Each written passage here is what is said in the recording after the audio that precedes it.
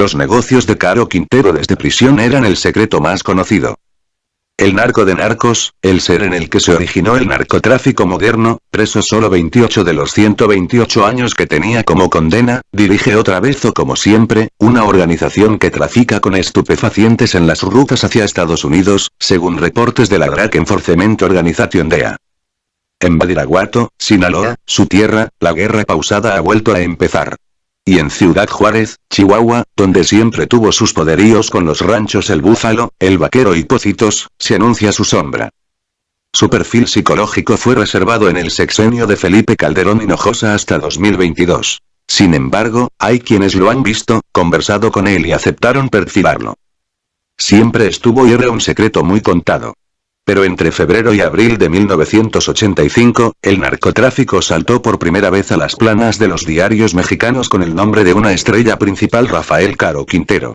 Aquel serrano de 32 años, primer año de primaria, melena y bigote muy negros, empleador de miles de campesinos para levantar marihuana, nacido en La Noria, una ranchería perdida de miseria en la sierra de Badiraguato, Sinaloa, había puesto contra la pared al gobierno mexicano y al de Estados Unidos.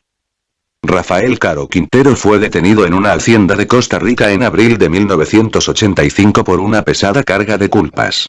Identificado como el dirigente de la organización criminal denominada Cártel de Guadalajara, traficaba droga hacia Estados Unidos y además había asesinado al agente Enrique Camarena y al piloto aviador Alfredo Zavala de la Drug Enforcement Administration DEA. Con el tiempo, se conoció que en el seno de ese grupo se formaban otros sinaloenses que protagonizarían la epopeya del narco mexicano. Por ejemplo, Miguel Ángel Félix Gallardo, Miguel Salcido Beltrán, el Cochiloco y Joaquín Archibaldo Guzmán Loera el Chapo Guzmán. Pero Caro fue Caro. Y en su ser se inició una forma de ser narco que siguió códigos de honor y orgullo. Cuando lo detuvieron, a las autoridades les dijo de sí mismo que su padre era campesino en tierra ajena, y que los Caro y los Quintero fueron pobres, desde su más viejo recuerdo, pero no conocieron el hambre porque los dominaba el orgullo y siempre buscaron la tierra para trabajar. ¿Acaso fue cierto?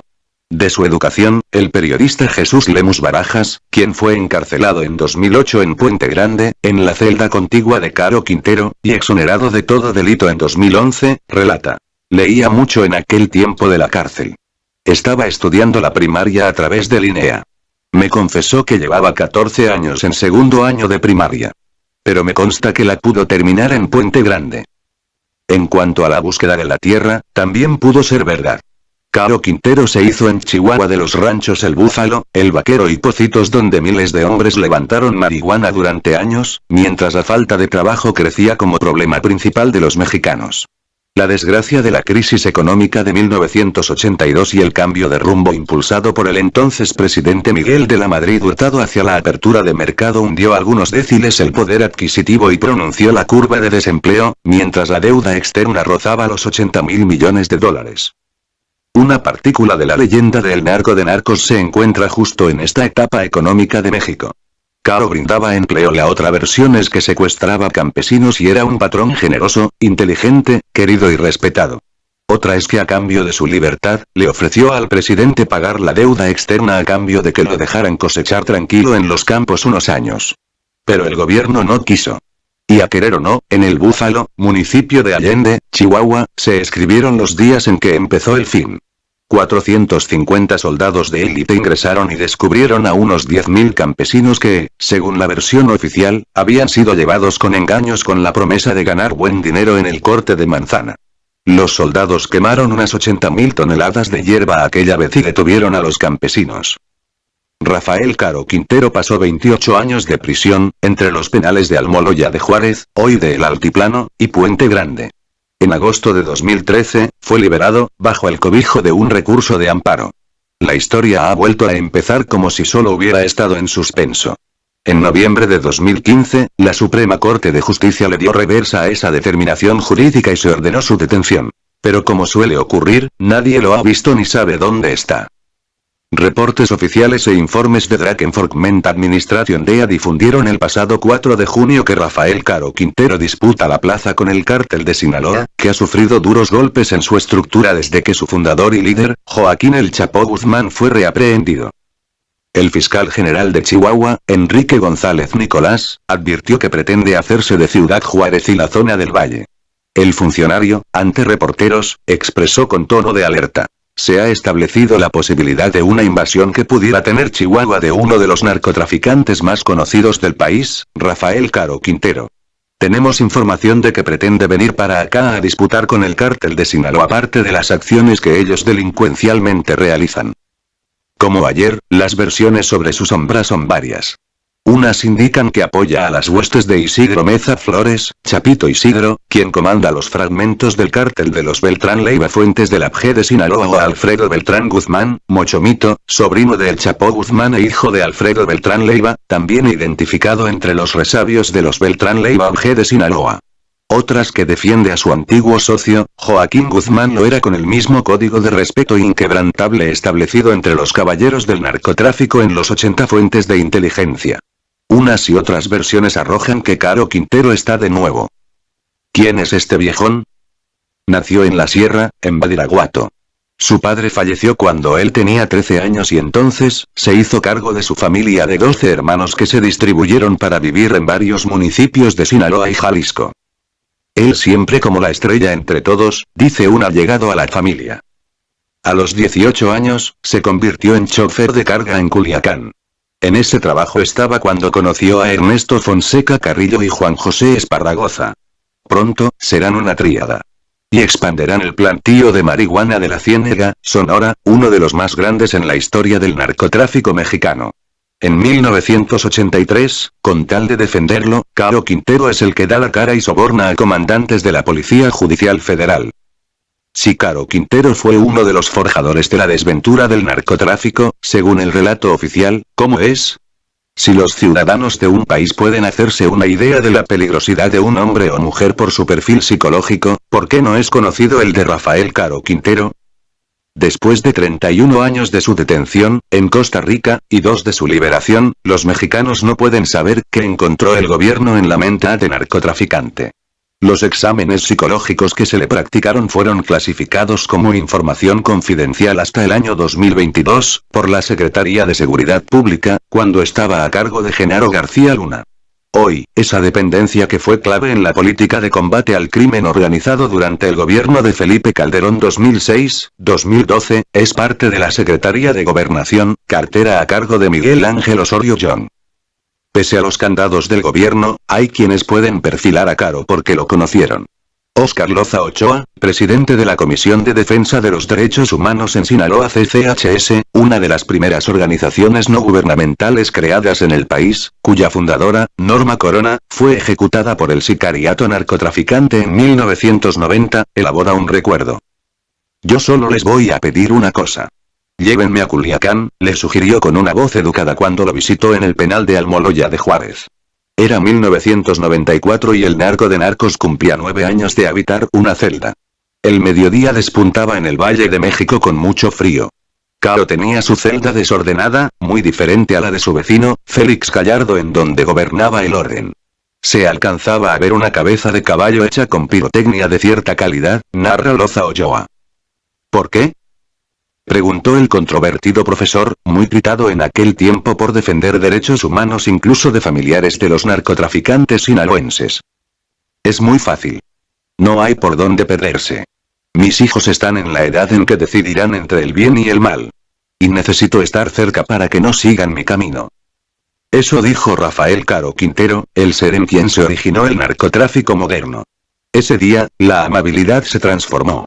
A Caro Quintero lo aquejaban problemas gastrointestinales y comentó que en los días normales de la cárcel no recibía la comida adecuada para sus males.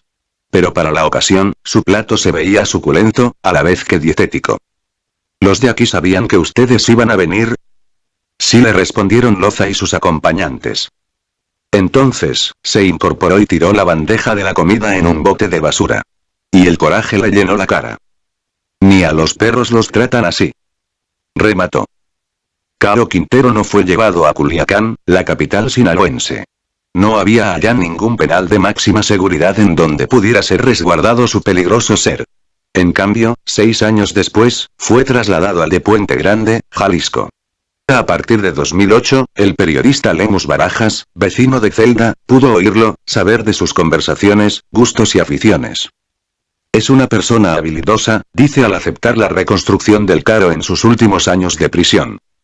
No se queda con ningún resentimiento. Perdona pero nunca olvida. Caro Quintero perdonaba. Era magnánimo. En la tesitura de un hombre, se movía entre escuchar y entender la razón y luego, actuar. Rafael tenía poco conocimiento académico, lo que no le restaba que fuera inteligente y con un razonamiento increíble.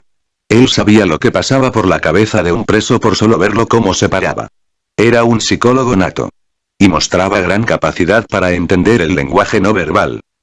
A Caro Quintero, uno de sus corridos más conocidos, el producido e interpretado por los Invasores de Nuevo León, lo describe así. La fiera ya está enjaulada, pero se oyen los rugidos, allá por la madrugada, sus deseos serán cumplidos. Échense a huir la manada si quieren quedar vivos.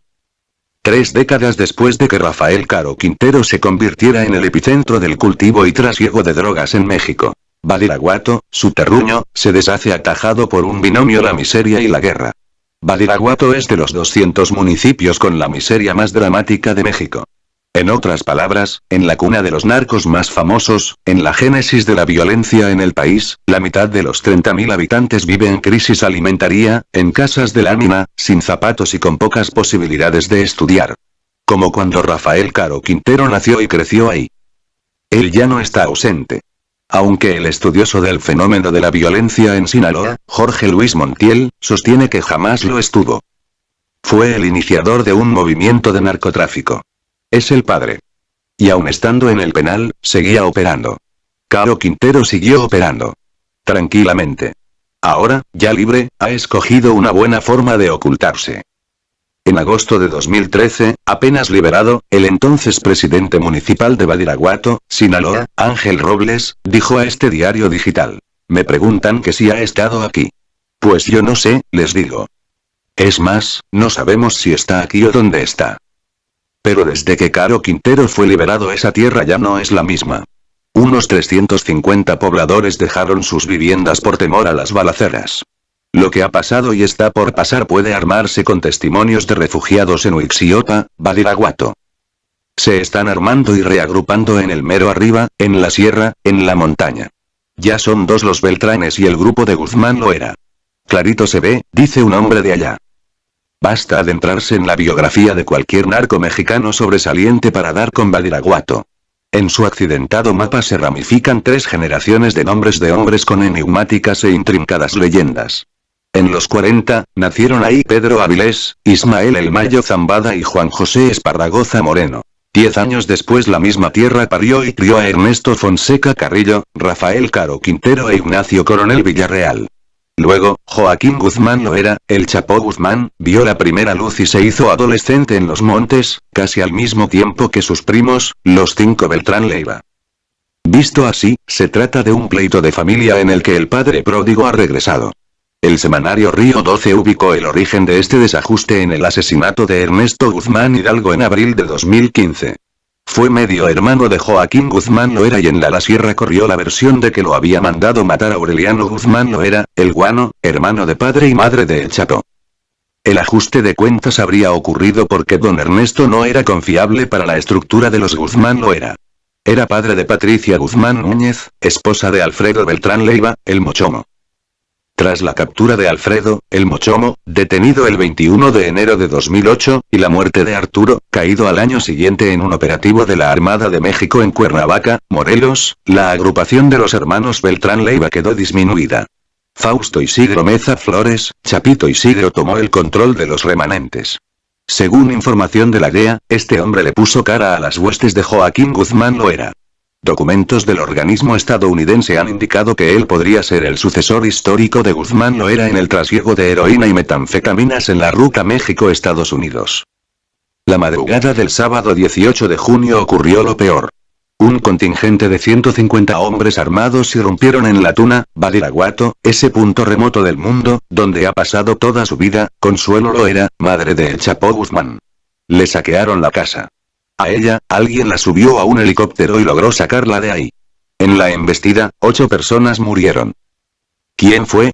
En Uixiopa unos dijeron para este texto que fue el Mochomito. Otros que el Chapito. En ambas, Rafael Caro Quintero es sombra. El amor es un error. ¿Quién me entregó? Preguntó Rafael Caro Quintero cuando agentes de la DEA y elementos de la policía de Costa Rica irrumpieron en la finca donde se escondía. Con él estaba Sara Cristina Cosío Vidaurri Martínez, una de las jóvenes más populares de los antros y restaurantes de Guadalajara, Jalisco. Era 1985. Hija del secretario de Educación Pública de Jalisco, César Octavio Vidaurri y sobrina de Guillermo Cosío Vidaurri, exgobernador de la entidad y expresidente del Partido Revolucionario Institucional PRI en la capital, Sara declaró: "Yo no estoy secuestrada, yo estoy enamorada de Caro Quintero". En la crónica San Narcos tiene la fama de Carlos Monsiváis en la revista Nexos, en 1992, se encuentra otra escena. Sara le dice a un oficial: "Estoy secuestrada", el agente pregunta: "¿Quién es, querida?". Ella, con voz débil responde: "Rafael Caro Quintero". El aludido reacciona: "Puta". El amor, en todo caso, fue un error en esta historia. Porque Caro, a esas alturas, era perseguido.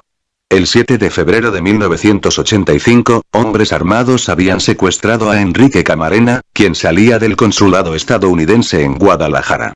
Horas antes también había sido raptado Alfredo Zavala Avelar, el piloto de la DEA. El relato oficial aún indica que Caro Quintero golpeó con furia descomunal a Camarena y lo mató. Su cuerpo mutilado apareció junto al de Zavala en una hacienda de Michoacán. Esos hechos desataron una crisis diplomática con Estados Unidos. Ronald Reagan exigió al entonces presidente Miguel de la Madrid que detuviera al culpable. Y ese fue Caro Quintero. En la cárcel Almoloya de Juárez, hoy Altiplano y Puente Grande, Jalisco, Rafael Caro Quintero dejó solo 28 de los 128 años de su condena.